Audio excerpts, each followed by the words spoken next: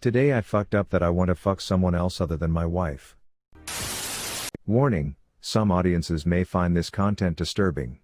View at your own discretion. Welcome to the House of Reddit. Today, we share some recent r/Today I Fucked Up stories posted on Reddit. Today I fucked up that I want to fuck someone else other than my wife. Not sure if I'm in the right spot, but this is taking a great deal of courage, and I am at the point where I need some honest feedback and viewpoints of others. I believe firmly that my position is not unique and that there are others out there in a similar position to myself. I have been with my partner, now wife, for just over 10 years. I love her immensely, we have 2 beautiful children together, have shared and experienced many ups and downs as a couple and have quite a deep, loving and wonderful relationship. Sure, we have our spits and spats as any couple does, but we work our way through them and it makes us stronger and more melded as a family unit and couple. The problem though, is sex. Yes, we get funky, but it's lucky to be once a week, maybe once a fortnight. Sometimes it might be a month. This is divided by pretty much the way it's been since we first got together. She always has said it's quality not quantity. I went along with this for quite a while, but soon found that I was frequently masturbating between sessions as my sex drive is quite high and I just needed the release and craved the intimacy. We have a 15-year age difference also, where I'm now 47 and she is turning 32 next month. Today I fucked up by trying a new sex position with my BF and ending up in the hospital. So this didn't happen today, but 3 days ago. I've been laid up in a hospital bed since then, so give me a break and just read the damn thing. Wednesday night the BF and I were kid-free for the evening and decided to go out on a quick date. Ended up having a blast at our local joint, then came home and did the deed. Wanting to spice things up a bit, we tried a new position. Don't get too excited, it wasn't anything acrobatic, just different for us. I jokingly said afterward that I needed some Advil after cause I doubted I could walk afterwards. I would live to regret that joke. My pelvic area began to ache about 10 minutes afterwards. I said to him I'll be right back, I guess I really do need an Advil, and went downstairs. My pelvis began to hurt, so I stopped in the bathroom and immediately collapsed. The pain was surreal. My body began to shake. I started to sweat. I had my phone with me and frantically tried to dial my BF cause I couldn't muster up the breath to scream for him. My fingers fumbled about, I couldn't get my phone to work. I was losing consciousness. A few seconds later my BF comes downstairs to get something to drink and finds me on the bathroom floor. Next thing you know I'm at the emergency room.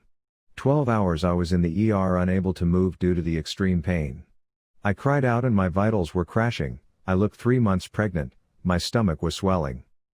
Thankfully a nurse named Hannah stopped by and recognized my symptoms just as my stomach went rigid and my vitals tanked. I was rushed to the OR. 2 hours later I'm being awoken by a nurse and told that I had what was called a hemorrhagic cyst of about 6 centimeters that had ruptured as a result of our sexual endeavor and was bleeding out into my abdomen at an alarming rate. How alarming? 2.5 liters of blood was removed during surgery from my abdomen. That's how much. I required a blood transfusion. Recovery will be long. My body is totally wiped. But at least I can say the sex was good. Today I fucked up by having sex in my parents' bed and accidentally getting my dad caught in an affair. This was a long time ago, when I was a senior in high school. My parents decided I was old enough to be home while they went away to a couple's resort somewhere in the Caribbean. Being a good kid, I kept my promise to not have any parties. Being a not so good kid, I invited my girlfriend of the time to sleep over while my parents were out shagging each other silly on some pink sand beach, or so I assumed. My brother was away at college, but I still slept in the bunk bed we had growing up. I didn't think it would be very good for sex, and it was too skinny for 2 people to sleep on. I was pretty sure she wouldn't want the top bunk all to herself either. So I changed the sheets in my parents' bed and planned on doing all the sleeping and screwing there. There was an initial ick factor, but when you're young and horny and there's an entire bed and entire house to have sex in, you get over that sort of thing fairly quickly.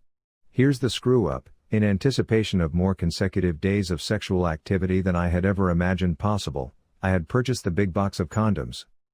It had like 36 rubbers in it. I figured it would last the first weekend, and then we could go get more. I'm not sure why, but at some point I took one out of the box and tried it on. Maybe I wanted to make sure it would fit on my enormous penis? Yeah, that's probably it. Sex position with my BF and ending up in the hospital. Anyway, it seemed okay, so I took the condom off and threw it away. Then I hid the box with the other 35 of them in my dad's nightstand. I mean, I didn't want my girlfriend to see a giant box of condoms sitting right out in the open. She might get the wrong idea about me. As it turned out, I never got to use any of the condoms. My girlfriend had also prepared for the big event.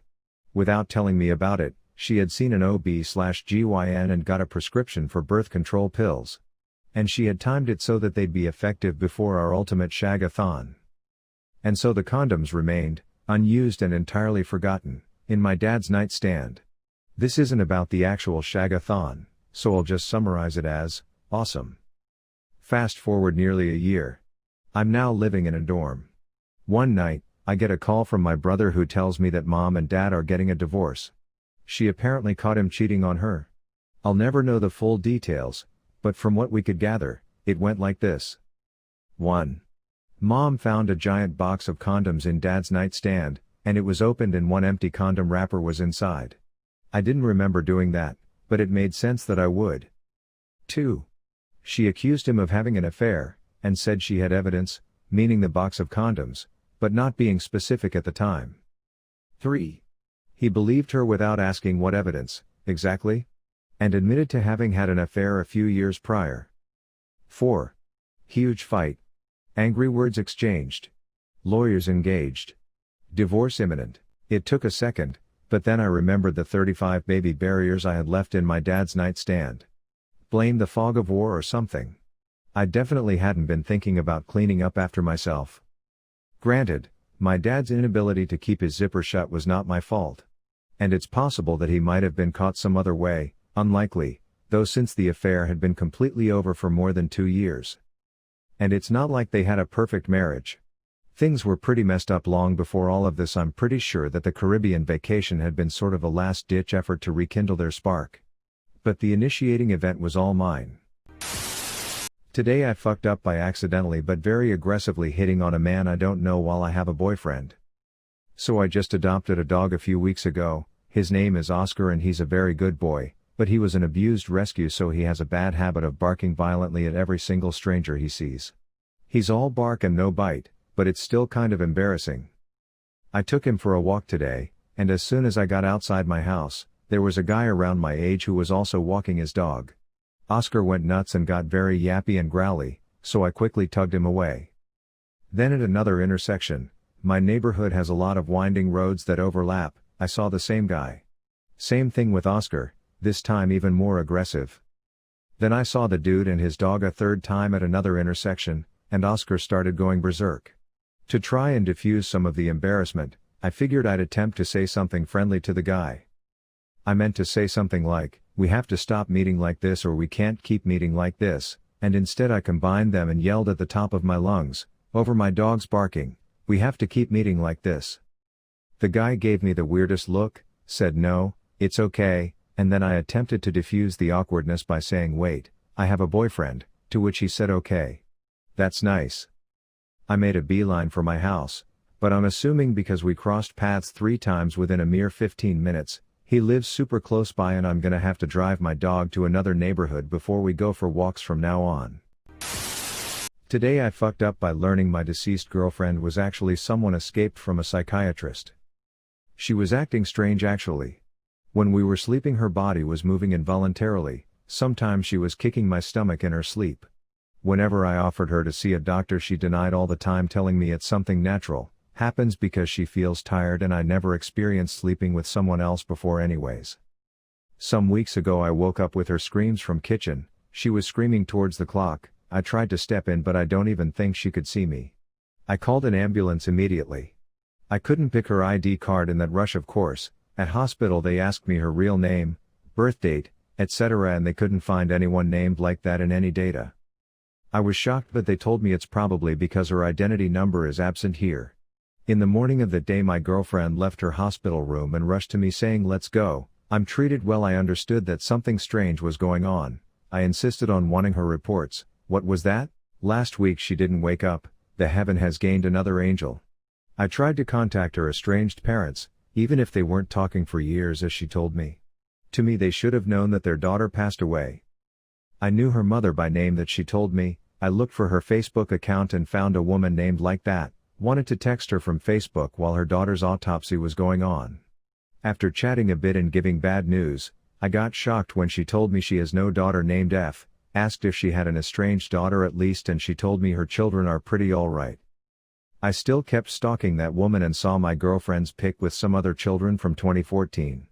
Forwarded it to that woman, asked her who she was. She told me she was my daughter's orphan friend N. I first thought of mistaking another girl for my girlfriend, but I was sure she was my girlfriend. She was smiling with the same crooked teeth and the same mole on her chin. Another girl can't look like her this much. Asked that woman if she had contact with this girl anymore, and her reply destroyed me. Nah, she was taken to a psychiatric hospital and we had no contact with her anymore. It looks like my girlfriend had connection with this woman almost a decade ago but told me her name as her mother's name. Maybe she had no other acquaintance in her life. But she lied to me, even about her real name. I made long researches about who N actually was. Found her old Facebook account. She was posting creepy stuff and that account had no friends. I wasn't sure whether she was my girlfriend or not. I investigated the whole house for 3 days to find her ID card. I was about to lose my mind, and when I was checking the trashes as well, I felt something solid in an used mensuration pad. I opened it and it was a pretty clean pad and an ID card fell down. Yes, there was a pic of my girlfriend with black hair and it was written the name that woman told me. I knew her as 22-year-old while it's revealed that actually she has just turned to 20. I became speechless. When I took the card to hospital, they told me she's been staying in a psychiatric hospital since 2017. While she's been staying with me for almost a year. And before we moved to the same house, she told me she was staying in a dorm. She was telling me her parents treated her so bad that she left the house and don't want to see them again. That's why I embraced her, never wanted to talk about her past, and promised myself to help her to have a beautiful future with me. Now my whole thoughts are destroyed. I'm sad because she's gone and furious because she told me lies. Who knows what she has been going through? I was told that she had a heart attack, but I wish I knew what was in her mind. If you enjoy this video, please be sure to like, share, comment, and subscribe. If you have any suggestions for future videos, please let us know in the comments below. Turn on the notifications to know when we post new videos. Thank you for coming to the House of Reddit.